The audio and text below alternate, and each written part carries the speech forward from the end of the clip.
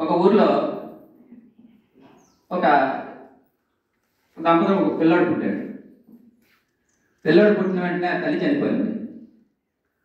తల్లి చనిపోతే పాపం అమ్మమ్మ ఏం చేసిందంటే ఆ పిల్లోడిని జార తీసుకుంది.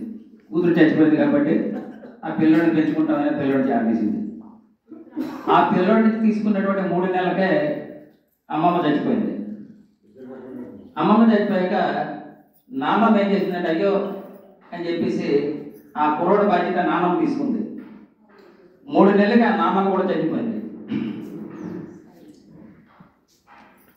అప్పుడు ఆ పిల్లోడు మేనత్త ఏం చేసిందంటే ఎవరు పట్టించుకోవట్లేదని ఆ మేనత్త మళ్ళీ పిల్లోడిని పెంచడానికి ముందుకు వచ్చి ఆ పిల్లోడు సంరక్షణ చేస్తుంది. ఆ సంరక్షణ చేస్తున్నప్పుడు ఆవిడ కూడా 3 నెలలకి ఆవిడ చనిపోయింది. ఆ పిల్లోడి మీద ముద్ర పడిపోయింది. ఈ పిల్లోడిని ఎవరు సాగితే వాళ్ళు చనిపోతున్నారు. అందువల్ల ఎవరు కూడా ఆ పిల్లోడిని పట్టించుకోవడం మానేశారు. ఊర్లో ఉన్నటువంటి ఒక రామ మందిరం మీద వదిలేశారు పిల్లోడిని. ఆ పిల్లోడు అలా ఏడుస్తున్నాడు. ఎవరో దయదలిచినటువంటి ఇలాంటి వాళ్ళు ఉంటే వాళ్ళు పడుతున్నారు. ఏదో ఆ రామ మందిరం మీద ఆ పిల్లోడు అలా గడుపుతున్నాడు. ఇలాగ పిల్లోడికి ఒక 4 సంవత్సరాల వయసు వచ్చింది. కానీ ఎవరు చేరదు. ఇట్లా ఈలోపు మన పుణ్యగిరి లాంటి ఒక కొండ మీద ఒక మహాత్ముడు ఉంటున్నాడు. ఆయన నిరంతరం కూడా రామనామం చేసుకుంటున్నాడు. ఆయన ఊర్లోకి వచ్చాడు. ఒకసారి ఊర్లోకి వచ్చేసరికి ఈ పిల్లోడు తనకు దీనస్థితి చూసి అయ్యో ఎంత ఇబ్బంది కలిగింది వీడికి అని ఈ పిల్లోడిని కొండ మీదకి తీసుకెళ్ళిపోయాడు. కొండ మీదకి తీసుకువెళ్ళి ఆ పిల్లోడికి ఏం చెప్పాడంటే, రే నాన్న నువ్వు ఒక పని చేయి, ఆకలి వేస్తే ఊర్లోకి వెళ్ళు, అంటే నా ఆశ్రమంలో ఏదో పెడతా తిను, రాత్రి పగలనకుండా రామనామం చెప్పుకో, నువ్వు నీ ఆకలి వేస్తే ఆశ్రమం తిను, నువ్వు ఇంకెక్కడ ఎవరి దగ్గరికి వెళ్ళగా రామనామం చెప్పు, అక్కడ స్నానం చెయ్యి అని చెప్పాడు. ఈ పిల్లోడికి ఇంకో పని లేదు.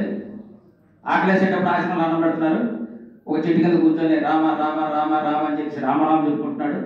24 గంటలు కూడా రామనామం ఎంత చెప్పాడు కూడా ఆ పిల్లోడికి తెలివి వస్తే చాలు రామనామం చెప్పుకుంటున్నాడు. ఈలోపు 3 నెలలు అయ్యేసరికి ఆ మహాత్ముడు కూడా పరమపదించాడు. ఇంకా ఈ మీద ముద్ర పడిపోయింది. అంటే ఈ పిల్లోడిని ఎవరు సాగినా నష్టజాతులు కానీ.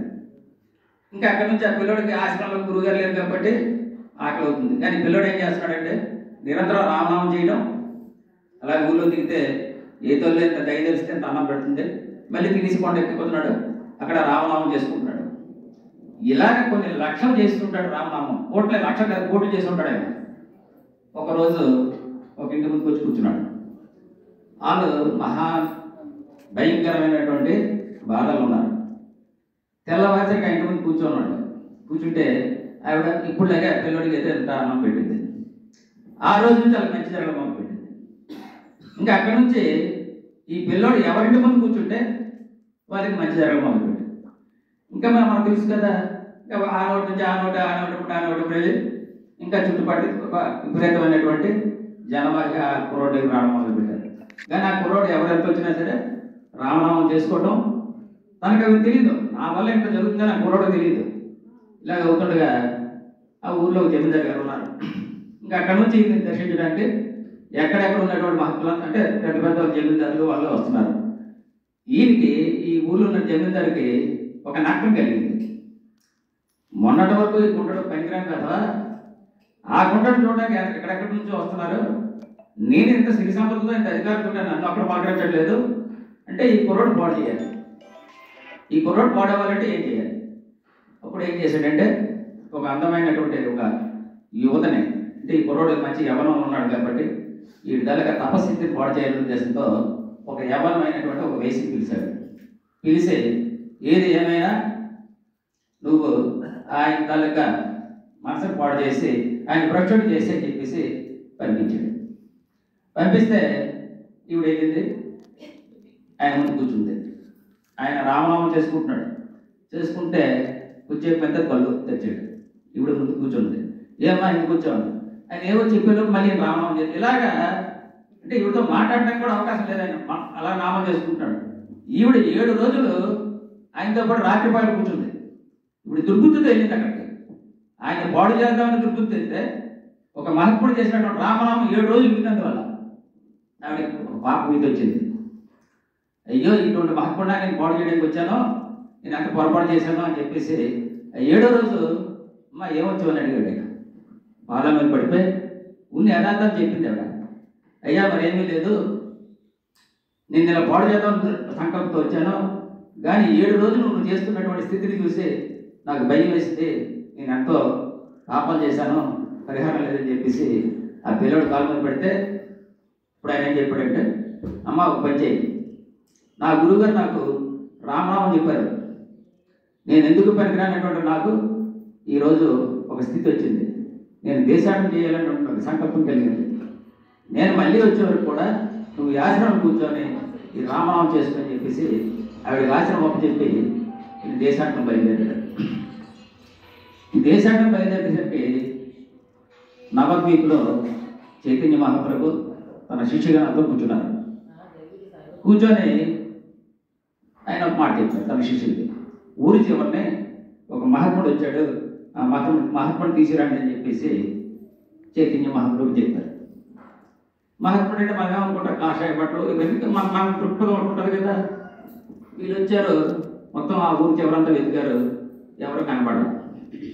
ఈయన మళ్ళీ వెళ్ళి చైతన్య మహాప్రభు చెప్పారు, అయ్యా ఎవరు మా మహాత్ముడు అన్నారు, ఎవరు కనపడలేదే. లేదు లేదు, ఒక చెట్టు కింద చిరిగిపోయిన బట్టలతో ఒక కుర్రోడు కూర్చున్నాడు, ఆ కుర్రోడు తీసుకుని చెప్పేసి పంపించారు. అంటే వీళ్ళు వచ్చేసరికి చిరిగినటువంటి బట్టలతో ఒక పిచ్చివాళ్ళగా ఉన్నాడు ఆయన. ఆయన తీసుకొచ్చి చైతన్య మహాప్రభు ముందు పెట్టారు. చైతన్య మహాప్రభు చెప్పారు, అయ్యా నువ్వు సామాన్యుడు కాదు, ఒక మహాత్ముడు తల్లిగా మహాత్ముడు ఉత్తరదిరానికి వచ్చినటువంటి కాబట్టి నువ్వు కాశీ వెళ్ళని చెప్పారు. కాశీ వెళ్ళని చెప్పాక ఈ లోపు ఇక్కడ ఒక మహత్తరం అనేటువంటి ఘట్టం జరిగింది. ఎందుకంటే భక్తి అంటే ఏమిటి, ఈ భక్తి సామ్రాజ్యాన్ని సద్గురు ద్వారా ఎలాగ అందించాలి ఈ లోకానికి సంకల్పంతో పార్వతీదేవి శివుడికి మాట్లాడింది. అందరూ నన్ను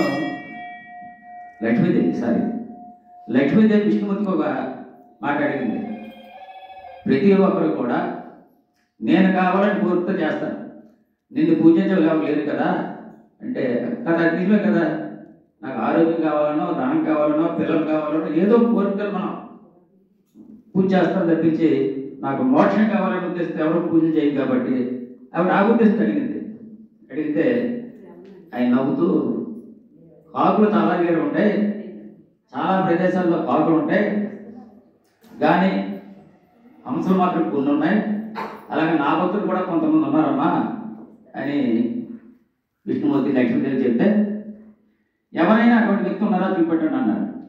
అంటే ఈ పిల్లడు ఉన్నాడు కదా, ఈ రామనామం చేసాడు కాబట్టి రావణుడు అయిపోయాడు, తల్లి పేరు పెట్టలేదు, ఎవరి పేరు పెట్టలేదు, ఈ రామనామం చేసినందువల్ల ఈయనకి రామానందుడు అయినటువంటి అందరూ రామానందుడు అనేసారు.